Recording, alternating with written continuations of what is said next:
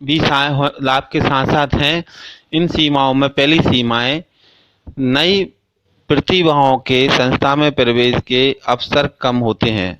दूसरी सीमा कर्मचारी आक्रमण हो जाते हैं।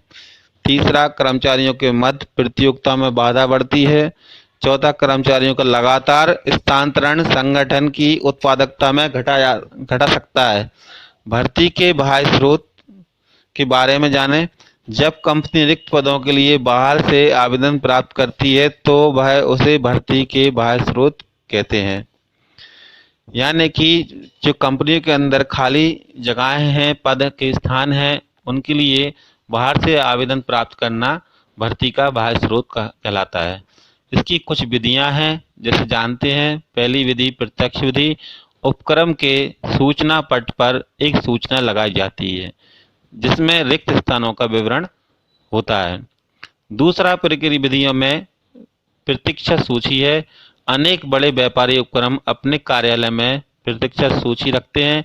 आवश्यकता होने पर उन्हें बुलाया जाता है। तीसरा विज्ञापन की विधि।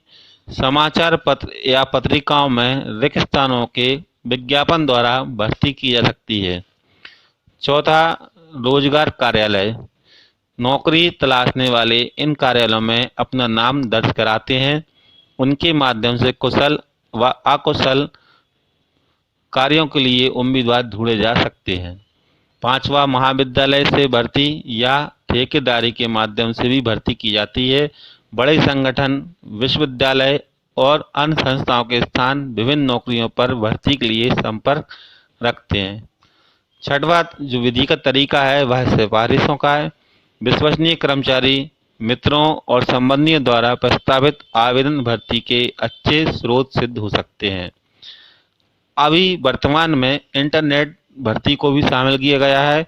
कुछ संस्थाओं ने कुछ वेबसाइट विशेषज्ञ के रूप में बनाए गए हैं जो कार्य पाने के लिए इच्छुक व्यक्ति को नौकरी से संबंधित सूचनाएं देते हैं, जैसे कि naukri.com, time.job.com आदि। भर्ती व बाह्य स्रोत के लाभ। पहला लाभ योग्य कर्मचारी। भर्ती के बाह्य स्रोत के प्रयोग से प्रबंध योग्य एवं प्रशिक्षित व्यक्तियों को संस्था के रिक्त पदों के लिए आवेदन का अवसर देती है। दूसरा विस्तृत विकल्प। प्रबंधकों के पास विस्तृत विकल्प उपलब्ध होते हैं। तीसरा नई प्रतिभाएं, नए विचारों का उपक्रमों में समावेश किया जाता है। प्रतियोगिता की भावना। कर्मचारियों में प्रतियोगिता की भावना का विकास होता है। आइए इसके लाभ जानने के पश्चात बाहरी स्रोत की सीमाओं के बारे में जानें।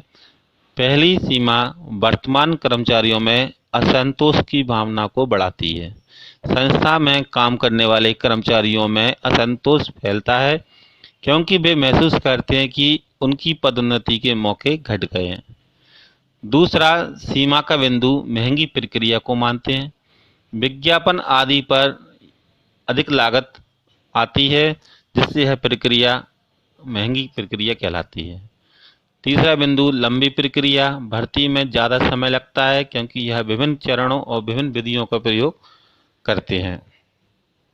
चौथा चयन एक प्रक्रिया है जो संगठन के भीतर व बाहर से वर्तमान स्थिति एवं भविष्य की स्थिति के लिए उपयुक्त अभ्यर्थी को चुनती है।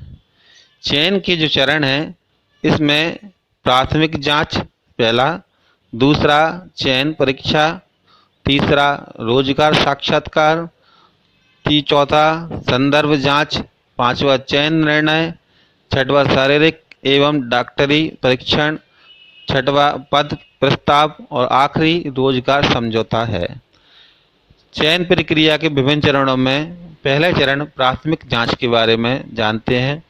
प्राथमिक जांच वह जांच होती है जिसमें आवेदन पत्रों के प्राप्त हो जाने के बाद एक जांच समिति द्वारा आवेदन की योग्यता और अनुभव के संबंध में समुचित जांच की जाती है। आवेदक को प्रारंभिक परीक्षा के लिए बुलाया जाता है एवं अनुपयुक्त आवेदनों को अस्वीकार कर दिया जाता है। दूसरा चरण में चयन परीक्षाएं। इन परीक्षाओं में शामिल है मनोवैज्ञानिक परीक्षाएं जो इस मान्यता पर आधारित हैं, काम पर लगे मानव के व्यवहार को पूर्वानुमान व्यक्तियों की विभिन्न परीक्षाएं लेकर किया जाता है। दूसरा, चयन का परीक्षा में रोजगार परीक्षा को व्यक्ति की विशेषताओं और कमजोरियों को स्पष्ट कर देती है। तीसरा चरण रोजगार साक्षात्कार। इसके मुख्य उद्देश्य निम्नलिखित हैं: उम्मीदवार की उपयुक्तता ज्ञात करना, उम्मीदवार के बारे में अधिक सूचनाएं प्राप्त करना, उम्मीदवार को काम की शर्तों सहित काम की रूपरेखा बताता है। चौथा चरण संदर्भ जांच। अंतिम चयन से पूर्व भावी नियोक्ता सामान्यतः आवेदन द्वारा दिए गए संदर्भों की जांच करता है। इसके अंतर्गत उम्मीदवार की पारिवारिक पृष्ठभूमि, पिछला रोजगार, शिक्षा, पुलिस रिकॉर्ड आदि की पूरी छानबीन की जाती है।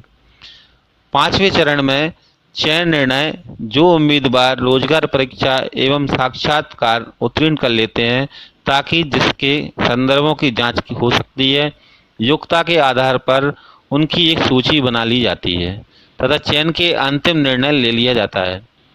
छठवां, शारीरिक डॉक्टरी परीक्षण। संस्था द्वारा नियुक्त एक योग्य चिकित्सक द्वारा यह प्रमाण किया जाता है कि उम्मीदवार संबंधित कार्य के लिए शारीरिक दृष्टि से उपयुक्त है या नहीं। उचित डॉक्टरी परीक्षा से यह सुनिश्चित हो जाता है कि कर्मचारी स्वस्थ हैं, जिसमें अनुपस्थिति दरें कम होंगी। सातवां, पद प्रस्ताव। उम्मीदवार द्वारा चयन प्रक्रिया की सभी बाधाओं को पार कर लेने के बाद उसे एक नियुक्ति पत्र देकर औपचारिक रूप से नियुक्त कर लिया जाता है। नौकरी की व्यापक शर्तें, वेतनमान इत्यादि नियुक्ति पत्र के अभिन्न अंग होते हैं। आठवां, रोजगार समझौता। जब उम्मीदवार नौकरी का प्रस्ताव अस्वीकार कर लेता है, तो उसे दी गई समय सीमा के भीतर स्वीकृति देना होती है। स्वीकृति देने के पश्चात नियोक्ता के और उम्मीदवारों के बीच दोनों के बीच समझौता पर हस्ताक्षर करते हैं, जिसमें मुख्यतः पद परिचय, नियुक्ति की तिथि, वेतन, अवकाश संबंधी नियम, रोजगार समाप्ति की शर्तें आदि शामिल की जाती हैं। आगे हम प्रशिक्षण एवं विकास के बारे में जानेंगे। प्रशिक्षण किसी विशिष्ट कार्य को कुशलतापूर्वक करने के लिए कर्मचारियों की जानकारी व तकनीकी कौशल बढ़ाने की गतिविधि है तथा नए कर्मचारी को उनके काम में परिचित कराता है और उनके ज्ञान और कौशल को भी बढ़ाता है। जबकि विकास से जो संबंध है, विकास में प्रबंधकों की वर्तमान पदों पर संपूर्ण प्रभावपूर्णता में सुधार करने एवं भविष्य में अधिक जिम्मेदारी उठाने के लिए तैयार करने से है। प्रशिक्षण के जो लाभ हैं, इसमें हम पहला संगठन के लाभ को समझते हैं। पहला लाभ है व्यवस्थित सीखने के अवसर।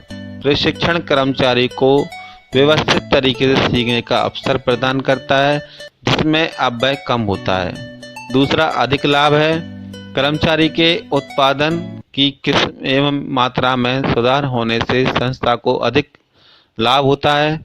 तीसरा श्रम परिवर्तन दर, अनुपस्थिति में कमी। प्रशिक्षित कर्मचारी संस्था के वातावरण एवं अपने कार्य में अधिक संतुष्ट रहते हैं। चौथा, पर्यवेक्षण की कम जरूरत। प्रशिक्षित कर्मचारी अपने अपने कार्य में निपुण हो जाते हैं।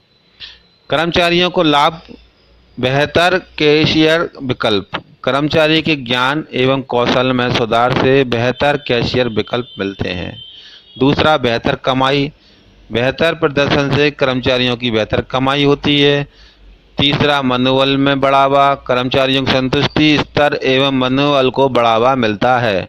चौथा, दुर्घटना में कमी। मशीनों को चलाने की कला को सीखने पर दुर्घटना कम होने की संभावना बनी होती है।